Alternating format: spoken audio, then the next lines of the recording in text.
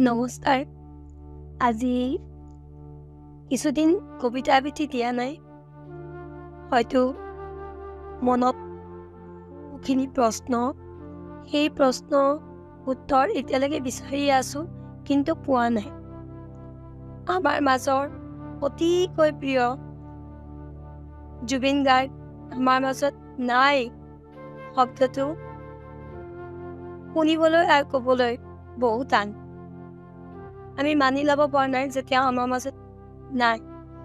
আজিও যেন তেওঁ আছে, এতিয়াও যেন তেওঁ আমাৰ আগত আকৌ ষ্টেজত উঠি গীত গাব আৰু আমি হাত তালি বজাম। তেওঁ আমাৰ ওচৰত সদায় থাকিব। তেওঁৰে এটা কবিতা লৈ আহিছোঁ, কেনেকুৱা পালে জনাব। কবিতাৰ শিৰোনাম প্ৰতিবিম্ব। তুমি প্ৰতিবিম্ব ছায়াৰ নে পোহৰৰ নে আৱেগৰ?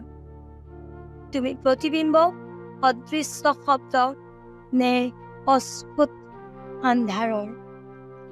আইনাত সদায় দেখোঁ তোমাক, অশ্ৰুৰে ধূসৰিত এক অবাক ৰূপ। মোৰ বিস্মৃত চেতনাত স্মৃতি হৈ বৈ আহে এক অনন্য অৰণ্য। সেউজীয়া নহয়, অশ্ৰুৰ বৰ্ণহীন মুকুতা। কেতিয়াবা তোমাৰ চকুৰ, কেতিয়াবা মোৰ। ধন্যবাদ।